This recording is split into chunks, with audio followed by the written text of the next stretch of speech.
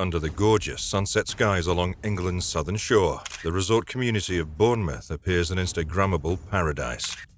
Known for sandy beaches, vibrant nightlife, and postcard-worthy scenery, it seems like an idyllic place. But over a decade ago, this tourist utopia became linked to a chilling true crime saga that still haunts locals. It's a story featuring an ambitious teen girl seeking a fresh start, a spoiled son of privilege obsessed with control, destruction of evidence, and a family's web of lies unraveling in the wake of a senseless murder rooted in jealousy. Emily Longley was born in 1993 in England to an affectionate middle-class family. Her early childhood brimmed with joy and possibilities thanks to loving parents, Mark and Caroline. When Emily's sister Hannah came along 2 years later, the family bond strengthened further. Good-natured humor and dedication to each other nurtured an environment where both girls flourished. But major transition loomed during Emily's childhood. When she was 9 years old in 2003, the Longleys relocated halfway across the world to New Zealand for expanded work opportunities. The move proved especially challenging for Emily, as a shy pre-teen entering a foreign school system. By her early teens, painful struggles with fitting in influenced her to befriend wayward peers. Seeing their eldest daughter pull toward an ominous path, Mark and Caroline made the difficult decision when Emily was 17 to send her back to England to live with her grandparents. They hoped familiar surroundings coupled with educational direction could help restore Emily's moral compass. The teen embarked on her long journey back alone with mixed emotions about what lay ahead. Upon arriving in England in 2010, Emily moved into her grandparents' quiet home in Bournemouth, a resort community on the southern English coast known for its beaches. At first, Emily occupied her time getting settled in while preparing to start business studies at a local college. Her parents viewed this next chapter as an opportunity for Emily to reinvent herself responsibly. Little did they know a fatal encounter loomed that would shatter so many hopeful dreams.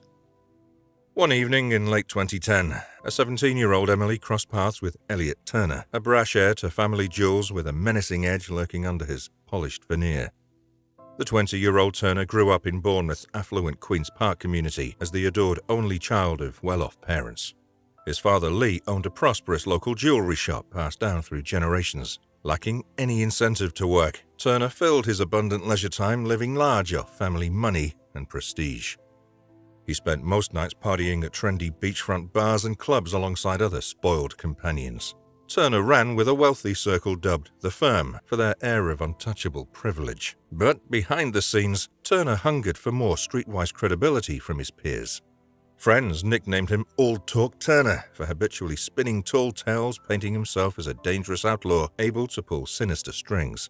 He talked up dungeon imprisonment and shadowy criminal affiliations, all fiction to bolster his fragile ego. The day Turner first crossed paths with Emily Longley, he saw a potential shortcut to the bad boy image he coveted. Emily's youth and beauty could enhance his town player persona. So, Turner aggressively courted Emily by plying her with drinks, complimenting her appearance and feigning interest in her ambitions. Intoxicated by the attention, Emily became entangled. Initially charmed by Turner's bravado, Emily interpreted his brooding volatility as masculine mystique, but disturbing behavior soon punctured that illusion. Turner channeled profoundly possessive instincts stemming from childhood wounds of abandonment. Within weeks, his suffocating grip and verbal degradation toward Emily morphed to frightening levels. In an attempt to pacify her volatile suitor, Emily even wrote Turner a pleading letter months before her death. "Don't say you'll kill me," and "You make me scared because you're so intimidating," she implored. But Turner only tightened his chokehold in response to these desperate entreaties for compassion, and the youthful Emily lacked sufficient life experience to interpret his escalating outbursts as existential red flags. So, the dysfunctional relationship churned onward toward its gruesome climax, with no countervailing force strong enough to alter its trajectory before the point of no return. In April 2011, Emily embarked on a long overdue trip back to New Zealand to visit her parents and sister Hannah after nearly a year away. This reunification filled her heart with blissful excitement. Emily had maintained frequent digital contact with family since moving to England. But virtual interaction couldn't substitute for real human closeness after such extended absence abroad.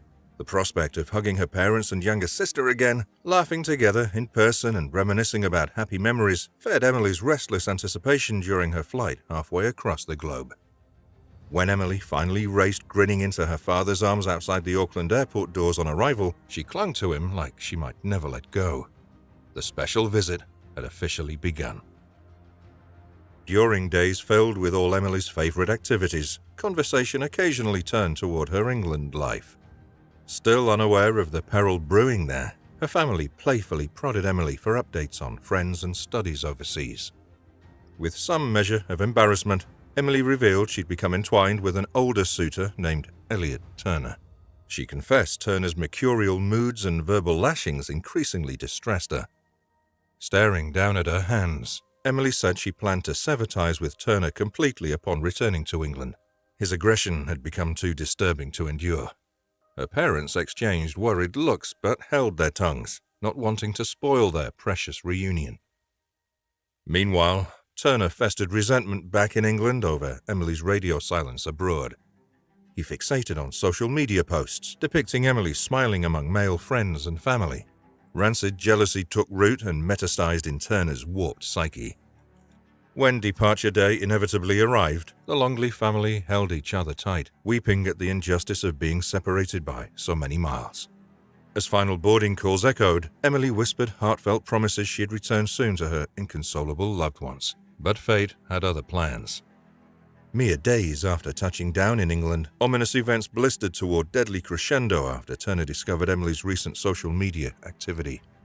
His festering jealousies combusted into vitriolic confrontation. On the steamy evening of May 6, 2011, Turner stalked Emily to a popular Bournemouth nightclub after learning she was dating a new man. Exploding with fury in public, Turner accused Emily of tarnishing his name through risque photos posted abroad. Numb with panic as Turner created a spectacle, Emily splashed a drink in his face before bolting alone into the night. But Turner gave chase, somehow convincing the distraught young woman to join him for a talk at his nearby house. That decision sealed her fate. In the early hours of May 7, 2011, a violent row erupted between the troubled couple inside Turner's childhood bedroom. Later investigations revealed Turner had discovered fake evidence on Emily's phone, appearing to mock his manhood. Consumed by embarrassment and rage, Turner assaulted the cowering Emily as she allegedly clawed back in desperate self-defense. In an eruption of brute force, Turner squeezed Emily's throat to silence her screams until she fell limp beneath his fists. Turner later admitted in court to applying significant pressure to Emily's airway for almost 10 seconds, far surpassing the threshold for irreversible brain injury or death. Snapping back to reality after the explosive outburst, Turner stood shaken over Emily's lifeless body as dawn broke outside his window. Turner hastened to concoct an alibi, avoiding implication, but needed help from others. So he summoned his mother, Anita, cryptically urging she check on noises from his room overnight. Entering to a horrifying sight, Anita immediately sprang into protection mode for her only son, the apple of her eye since birth. Kneeling over Emily's corpse, she inspected for any hope of resuscitating the young woman, finding none. Anita then aided Turner in concealing overwhelming evidence of his gruesome deeds. She delayed calling emergency teams so Turner could hide anything potentially self-incriminating, like his readied luggage suggesting planned flight. For the rest of that morning, Turner vigorously coached his mother on sticking to a false story about Emily dying mysteriously in her sleep. He knew a web of deception equal to his crime represented the only hope for freedom. In the ensuing investigation, authorities initially struggled finding concrete answers explaining Emily's sudden death. The Turner family stuck firmly to their script about her abrupt passing in slumber from an unknown cause. But skeptical detectives noting inconsistencies decided to dig deeper rather than closing the case quickly. And through extensive interviews, they unearthed alarming history about Turner's past behavior with girlfriends. Multiple independent witnesses painted Turner as intensely jealous and controlling with violent tendencies. His short fuse regarding female attention aired publicly on prior occasions beyond Emily, and analysis of security footage captured Turner berating Emily at the club on the very night preceding her death. Combined with Turner's search history about murder methods discovered on his computer, Emily's demise became more sinister for detectives. Equally troubling, police examined Emily's phone records showing a chilling social media post just days before her murder. Emily wrote she felt stalked by an aggressive stranger making threats, a terrifying campaign Turner seemed very likely behind orchestrating. So, although lacking concrete evidence directly implicating Turner in foul play, these concentric clues cemented their vigilant stance. The investigation pressed forward rather than going dormant. Despite gathering circumstantial red flags, the police still needed Turner or his parents to contradict their initial statements if they hoped to file charges. So they hatched an unorthodox plan, placing bugs inside the Turner home. The covert surveillance initiative aimed at capturing candid conversations exposing knowing deception or collusion in covering up Emily's slaying. But attempting this risky maneuver without concrete probable cause could backfire immensely. If no fresh revelations emerged from the illegally obtained recordings, the entire case against Turner could collapse. So, taping private exchanges represented an all-or-nothing gambit to break the stalemate for authorities motivated by justice. Miraculously, the body wire supplied crackling audio of Turner himself admitting direct culpability for Emily's death. "It's burning me inside every second of my day," Turner hissed to his parents while unaware of surveillance. "I know something that they don't know. It's burning me, eating me up." Turner's father Lee cautiously questions whether they've done the right thing helping Elliot evade consequences. But devoted mother Anita reassures supporting her beloved son despite acknowledging their criminal interference. The captured dialogue erased any lingering doubts about Turner strangling Emily in a possessive rage. Then, through gaslighting pressure, he enlisted his parents to provide cover through destruction of evidence and diversionary lies. With these bombshell tapes as star witnesses, prosecutors finally possessed tools to demolish the well-rehearsed defenses crafted by the Turner family in the grueling court drama soon to follow.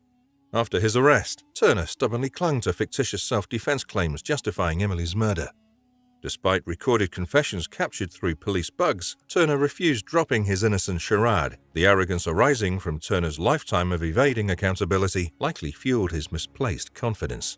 With fame and fortune still glinting in his sights, Turner vigorously prepared taking the witness stand to spin his web of lies before the jury. But seated in court, shackled in prison garb months later as cameras broadcast the trial internationally, Turner's poise soon buckled under prosecutorial questioning. Methodically whittling down Turner's statements, state attorneys highlighted endless inconsistencies with known timelines and physical evidence.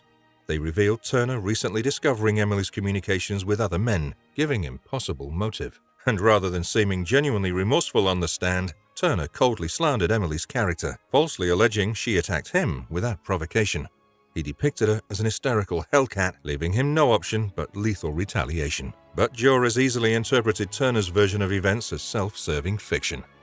The panel reached a unanimous guilty verdict in under 2 hours, seeing clearly through Turner's tissue-thin deception. His hubris torpedoed any hopes of vindication, and awaiting sentencing, the gravity of the situation suddenly crashed hard upon Turner. Throughout suspenseful court proceedings, Anita and Lee Turner outwardly stood by their son despite inward doubts about his violence and lies. Family loyalty trumped pricking conscience. Transcripts revealed Anita criticizing deceased teenager Emily for ruining her son's bright future, rather than showing compassion for the promising life cut short by Turner's strangling grip. In the eerie recordings, Elliot Turner could be heard instructing his mother on how to manipulate the police, guiding her through a scripted narrative. His father, Lee Turner, initially resisted the wrongful path but eventually succumbed to the influence of his son and wife. The chilling audio also unraveled the tragic fate of Emily Longley, with Elliot admitting to causing her death. Arrested a week after Emily's demise, Elliot vehemently denied his guilt during the trial. His lawyers attempted to challenge the authenticity of the recorded conversations, but the judge permitted their use as evidence. Unaware that law enforcement was listening, Elliot confessed to harboring daily anger, singling out Emily as a source of intense frustration. During the trial, Elliot claimed self-defense, stating that a heated argument in his bedroom escalated into violence, culminating in him grabbing Emily by the neck. He insisted he didn't strangle her, discovering her lifeless in bed the next morning. Shockingly, he revealed writing a letter to his mother expressing shame and planning to leave for Spain on the day of Emily's death. As the trial progressed, Turner's unsettling actions came to light. Packed bags, a passport, and a threatening confrontation with Emily the night before her death painted a disturbing picture. The defense portrayed Elliot as a wealthy, spoiled individual, with his parents seemingly aiding his escape from justice. Investigations into Turner's computer searches exposed troubling queries about strangulation and evading punishment for a crime. In prison, Turner sent letters to his friends impending luxurious life, intending to sell the rights to his story and drive a new Range Rover in Spain.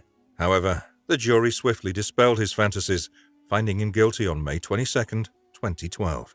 Mrs. Justice sentenced Elliot Turner to life in prison with a minimum term of 16 years, highlighting his striking arrogance and the tragedy of Emily's untimely demise. The trial also implicated Elliot's parents, Anita and Lee Turner, who tried to cover up their son's crime, destroying evidence, postponing calls for medical help, and crafting a misleading story for the police. The parents were found guilty of perverting the course of justice. Their sentences amounted to 27 months in prison. Emily's father, Mark, expressed the profound grief of losing his daughter and the injustice of her life being cut short. He emphasized that Turner's actions had robbed the world of a bright, loving soul.